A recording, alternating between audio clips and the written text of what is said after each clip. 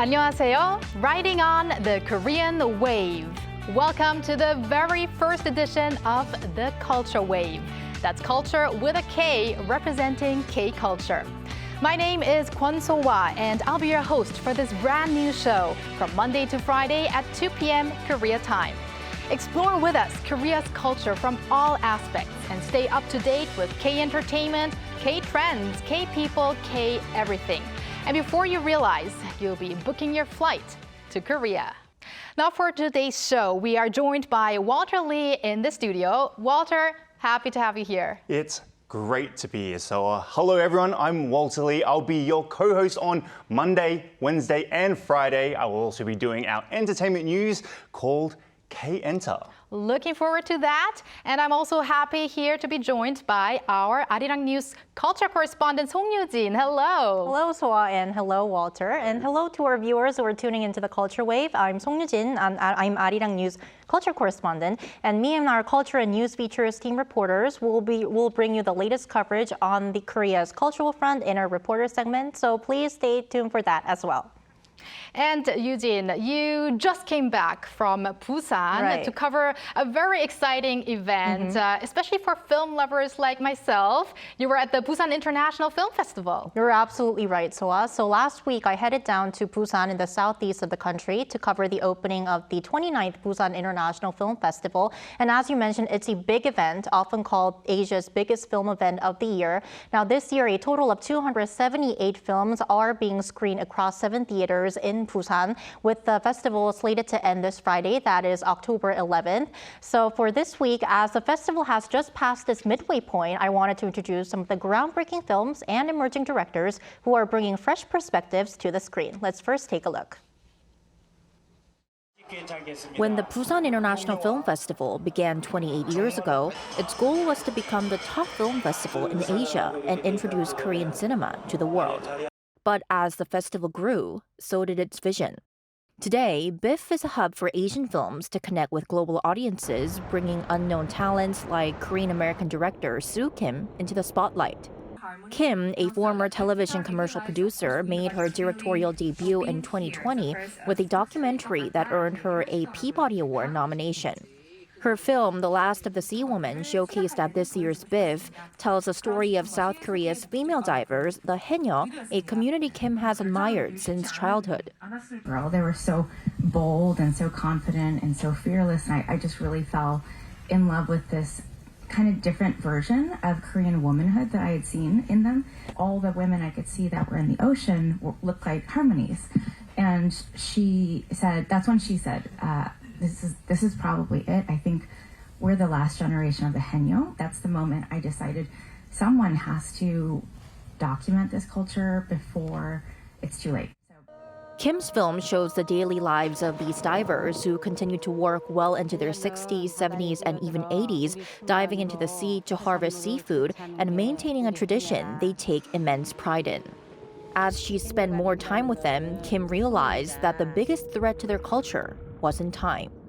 When I started to learn more about how the environmental crisis has really been affecting their day-to-day work, how it's absolutely disrupting the ecosystem of the ocean, how the marine life is dying, and how it's really becoming one of the major threats to the continuation of their culture. So I wanted to show that.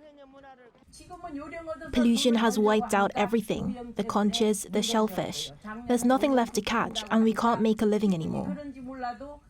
Another director whose dream came true at this year's BIFF is Yutaka Matsushige, best known for starring in the hit Japanese drama Solitary Gourmet. The film adaptation of the same show, which made its world premiere at this year's BIFF, marks his first appearance as a filmmaker. I always had a passion for cinema because I wanted to make movies. Becoming a director was harder than I imagined, but incredibly rewarding. In the drama series, I just showed up and filmed at pre-selected restaurants. This time, I had to handle everything, from planning to scripting. The film follows Koro, the main character, on a culinary journey from Paris to Korea, offering audiences the same simple pleasure that made the drama series a hit across East Asia. The series is more like a documentary, showing a man simply enjoying a meal on an empty stomach. I think that's what made it appealing. especially for viewers tired of typical drama formulas. If this series can serve as a bridge between Japan and Korea, I'd be happy to dedicate myself to it. With films like these introducing fresh perspectives and untold stories, the Busan International Film Festival welcomes you to experience the diverse voices of Asian cinema right up until October 11th. Eugene, I can imagine that you could have been a little disappointed that you couldn't be till the end of the event. Right, I wish I could, until the closing ceremony. But I'm really thankful that you're here in Seoul back with us to cover this for us. So the two titles that are definitely worth remembering is The Last of the Sea Women and The Solitary Gourmet. But Eugene, for our viewers who want to watch these movies, how can they watch them and where? You don't necessarily have to be in Busan? Right, so let's first start with The Last of the Sea Woman. Now, this movie actually made its world premiere at the Toronto International Film Festival last month. And for our global viewers who are watching, as mentioned earlier, it will be released on Apple TV Plus, the streaming platform, this Friday, October 11th. So you can catch the movie at that streaming platform even though you're not in Busan. But for those who are actually visiting Busan for the film festival, you actually have one last chance left to catch the movie in the theaters. This is this Thursday, October 10th at 5 p.m. at the CGV Centum City in Haeundae District. This Thursday, okay. And what about The Solitary Gourmet? So as mentioned in my report, The Solitary Gourmet actually made its world premiere at this year's BIFF. It was last Thursday, and it wrapped up its film screening at this year's BIFF last Friday. But you don't really have to be disappointed because you missed the chance. That's because the film is actually set to hit the theaters in Japan next January. And for those who are here in Korea, you can catch The Solitary Gourmet, the movie version, next March. That is absolutely great news. Now, apart from these two films, you mentioned there is a staggering over 270 movies being screened at this year's BIFF. So there are still 4 days left until the festival ends. We should quickly go down there, I'd say. So for those wanting to check out some of these films, how can they do that? Well, Walter, I want to tell you that clock is ticking because there is only 4 days left until the closing ceremony. But there are 2 ways for you to reserve the tickets for this year's Busan International Film Festival. First is through online reservation. You can just easily visit the official website of the Busan International Film Festival's official ticket reserving website. And it's just identical to reserving a movie ticket at the theater. So that's a very easy option. And for those who are actually visiting Busan, you can buy the tickets on site as well. There are 6 ticket booths across the city, 2 at the Busan Cinema Center, 1 each at CGV Centum City, Lotte Cinema Centum City, the Korean Film Council, and the Megabox Busan Theater. So we should all write that down if you have plans to visit Busan until the film festival concludes this Friday. We will definitely keep note of that. So thank you very much for that wonderful coverage, Eugene. My pleasure.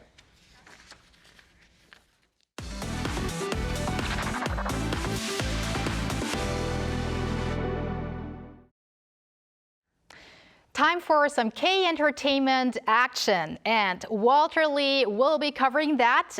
Walter, why don't we start with an introduction to your segment? Sure thing, Soa. So I will be doing the K-Enter segment on Monday, Wednesday, and Friday. In this segment, we'll be looking at all things related to Korean entertainment like K-pop, K-dramas, and don't forget K-movies as well. Right, and today we're going to actually talk about K-concerts, right? Yes, there is a K-concert theme in today's talk. So we're starting with the mega pop group, the one that basically stole my heart first, the group 21, their comeback. Obviously, you're a big fan. Of course I am. Yes. And I'm actually a big fan of Sandara Park. Oh, yes, she is one of the best, isn't she? As that's a reference, by the way.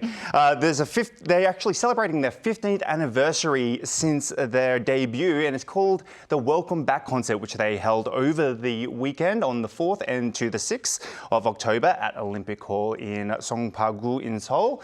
Now, this was their first concert in almost 10.5 years, if we do not include that special appearance in Coachella. Remember that in 2022 in April? I would wish to have been at the location there, but I did see it on many of the social media platforms, the short videos. It was hard to miss. Yes, it was very hard to miss. Now, the members of 21 really put a lot of effort into preparing this concert, ensuring that it would be a very special experience for the fans. Now, there was a sold-out crowd of up to 12,000 people, and it was also a star-studded cast cast, mind you, with Blackpink's Jennie as well as New Jeans' Shiny member Key as well was there.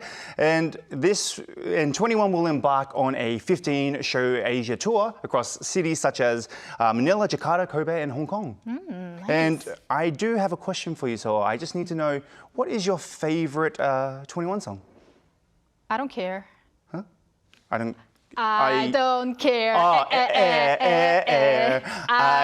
care. I get it. I get it. Of course, I do care about 2NE1, and I Don't Care is one of my favorite songs. Yes. But there's also another K-pop artist return that we should care about. And you did mention SHINee's Key before, but now we're going to talk about SHINee's Onyu, yes. So over the weekend, SHINee leader Onyu held a fan concert titled 2024 Onyu Fan Ola at the SK Olympic Handball Stadium, just across actually from the 21 concert. So it would have been a very busy area Very at the busy, time. very loud and energetic, but also very welcoming, because you just mentioned that 21's comeback tour or concert was called Welcome Back. Welcome Back. And now we have Ola, so very welcoming for the fans. It is very welcoming, and this comes not too long after Onyu actually had an official fan club that he named Jingu. Jingu? Yes, in June of this year. Probably referring to the Korean word 친구, but yes. just a kind of cuter version. Yes, meaning friend, of course. Now, this has been a long-awaited event for Onyu fans, as he has been resting for a period of time in that 2023 season, and also made his move from SN Entertainment to Griffin Entertainment for his solo career. Yes, I remember that Onyu was quite open towards the public and his fans about his bad health, so it's really great to see him back on stage healthy. Yes, yes. Now, Onyu fan concerts included songs from his recently released third mini album called Flow, plus songs that encapsulates that 16-year career of his, which is done through SHINee. Now, Onyu will continue his tour, performing in Taipei on November 22nd, and also Kanagawa in Japan, 21st of November, 22nd of November. So if you're in the region, please stay tuned. But so yes, a full schedule for both 21 and Onyu, it looks like. Yes. But Walter, our last story is also going to be about concert related, but slightly on a serious note. Yes, on a serious note, there is a lot of scalping happening in the area, and the most frequently involved online ticket scalping was at Psy's Summer Swag concert. Now, this is according to the audit data received from the Korea Creative Content Agency by the Democratic Party lawmaker Kang Yoo-jong. So it is very unfortunate, but it's not too big of a surprise that this happened with Psy's Summer Swag, or Humpokso in Korean, because it is one of the most sought after concerts in summer. It is indeed. Now, by performance type, actually, ticket scalping reports were most common in that music concert area, now accounting for around 2,556 cases. Now, this was also followed by fan meetings and festivals with 519 cases, gaming events with 200 cases, and musicals with around 125 cases. So it is quite a serious problem here in South Korea. Now, the majority of scalp tickets were traded through the second-hand platforms. About 80% of the total were reported from e-commerce platforms like Dangun and also Jungonara as well. And other cases were involved in social media sites like Facebook, Instagram, and Twitter. So it seems like with the digital advance that it's becoming more easy to trade these tickets illegally online. So I guess it needs more harsher penalties and also measures to prevent all of that. I completely agree with you. All right, thank you, Walter, for those interviews. Yeah, no worries. And for what else is making headlines in the world of K-culture, we turn to our AI anchor, Ari. Hello and welcome to the Culture Wave. I am Ari, your AI guide to the latest in cultural news and information, with a special focus on all things Korea. Let's jump into our first story of the day.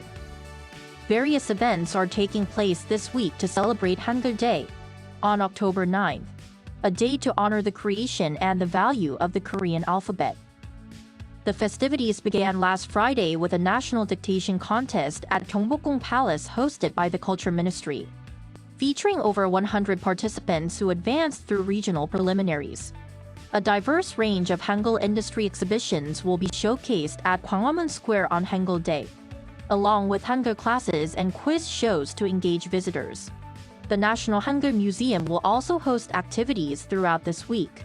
including a virtual experience of traditional Korean schools and a Hangul-themed fashion show. Also in celebration of Hangul Day, K-pop powerhouse HYBE has launched a series of special merchandise featuring collaborative artwork in partnership with the National Museum Foundation of Korea.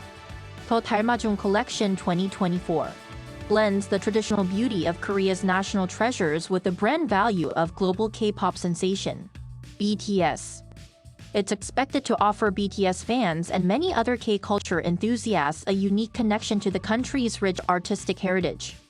더 닮아준 products will be available at the National Museum of Korea's offline gift shop and on HYBE's fan community platform, Weverse Shop.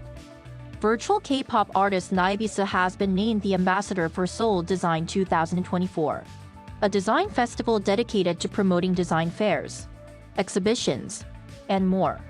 Naebisa is SM Entertainment's first AI-generated K-pop idol who made her debut last month. Naebisa will perform at the opening ceremony of the annual event, which will be held at the Dongdaemun Design Plaza in central Seoul from the 17th to the 27th of October. Organizers plan to launch fun contests featuring Naebisa on Instagram, so be sure to check them out. And that's all from me. I'll be back same time tomorrow with more cultural news that you won't want to miss.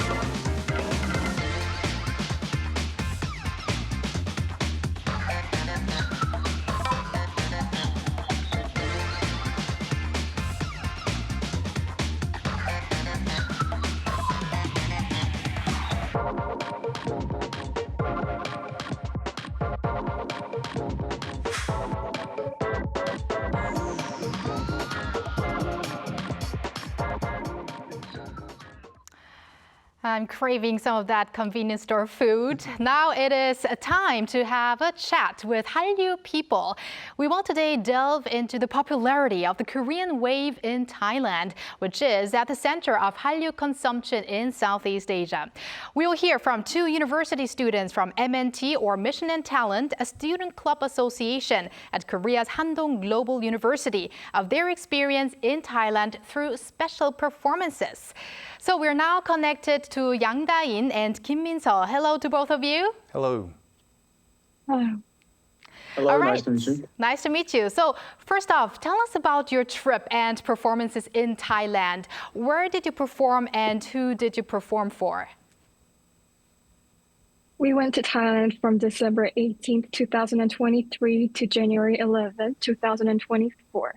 And we performed at various places, including schools, city halls, malls, university, and orphanages, and traditional night markets.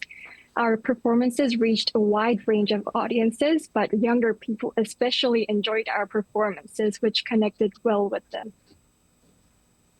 Yes, and how was their reaction? You must have practiced a lot for this on stage. Yeah, our team has a year to practice the performance. And as being in a performance team and myself, I play the role of creating a cue sheet and check if each performances by clubs are ready to be performed or not. And Thai people's reaction was astonishing. They started to shout and cheer when we entered the stage. I could feel the energy of how they really love us and our food, our culture, and our performances.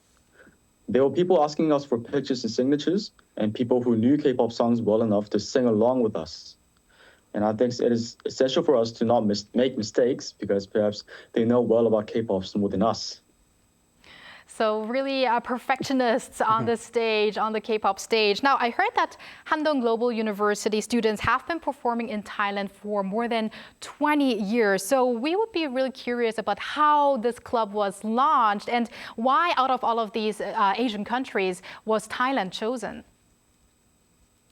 Handong University's MNT was formed in 2003 following an inspirational trip to Thailand in 2002 by our hip-hop dance club MIC. Our university is known for its strong emphasis on global services, leadership, and cultural exchange rooted in Christian values. That's why MNT was created, to share our talents and build meaningful long-term relationships. Thailand became especially important to us due to the connections we've built with the City Hall, military, and police departments in Hua Hin over these years. For more than 20 years, we continued this tradition of cultural exchange, which reflects our university's mission to raise globally minded leaders who serve communities around the world. And tell us more about the popularity of the Korean wave in Thailand now. Any examples that demonstrate the boom that in the K content there? K-pop was almost everywhere in Thailand. Wherever we go, all we could see was excited students watching us perform. And personally, I was amazed by those people speaking Korean fluently. And I asked them how do they speak so well, and they said that they have learned through watching K-dramas and listening to K-pop songs. The popularity was big, especially in schools, and students get passionate talking about K-pop idols and actors, and they would also imitate famous drama lines. So I was starting to see the Korean wave happen among teenage and university students. I think that is also the reason why there are quite a number of Thai members in K-pop groups these days. We've got, for instance, Lisa from Blackpink and also 2PM's Nichkhun. Oh, NCT's 10. Those are the newer generations. Yes. Thanks for that, Walter. So tell us about their popularity in their home country. In Thailand, K-pop idols like Lisa from Blackpink and Minnie from Idol are incredibly popular. Lisa especially has a huge influence. When I visited school in Thailand, I saw many kids wearing t-shirts with Lisa's face printed on them. Walking down the streets, you can easily spot their faces on billboards and shop signs. K-pop idols are everywhere, and their influences is deeply felt in Thai daily life. Bringing up K-pop idols always sparks excitement and conversations, as Thai people are huge fans of Korean music and culture. And I have to say, Thain and Minsa, both of you, we could say that you are public citizens or citizen diplomats. And what do you think about your role in spreading this K-culture into the world? I cannot say how honored I am to promote Korea in Thailand. I have never thought of going overseas and raising awareness about Korean culture, but I feel thankful as I am playing the role of a bridge that are building a close bond together between those two countries. So as we perform, I think that people will not only like about K-pop and enjoy our performances, but also they will be curious about us and our school, Handong Global University. More and more people will have interest, and I'm hoping that the work we are doing right now will have a great influence in the future. Great to hear that. And if you get the opportunity to perform in Thailand again, maybe in the future, or maybe also the next students, what would they do? Do you have any suggestions? If I get the opportunity to perform in Thailand again, I would focus on how to deepen the connection between traditional Korean culture and modern elements. Our MNT team includes traditional dance performers, so we offer a diverse experience where people can appreciate both the richness of Korea's heritage and the contemporary culture. I'd like to explore more ways to promote Korean culture in a meaningful way that resonates deeply with the audience. As for the next group of students, I'd remind them that even if language barriers exist, the power of cultural exchange can bridge the gap and create lasting connections. Excellent. And just tell us about the experiences from your seniors in Thailand, which was before the COVID-19 pandemic. In 2018, our seniors were invited to perform at Thailand's national TV New Year's Countdown event. I actually do not specifically know about the event, but I heard from the seniors that it was a fascinating experience, looking at all the fireworks, and there were a lot of people. All right, that's all the time we have. Thank you so much, Minso and Tain. It was a pleasure talking to you. Thank you so much. Thank you so much. All right, and thank you, Walter, for your contribution. Looking forward to our next show together with you. Can't wait to see you next time. And thank you for spending the past half an hour with us on the Culture Wave, and hope you join us again at 2 p.m. tomorrow and maybe one day here in Korea.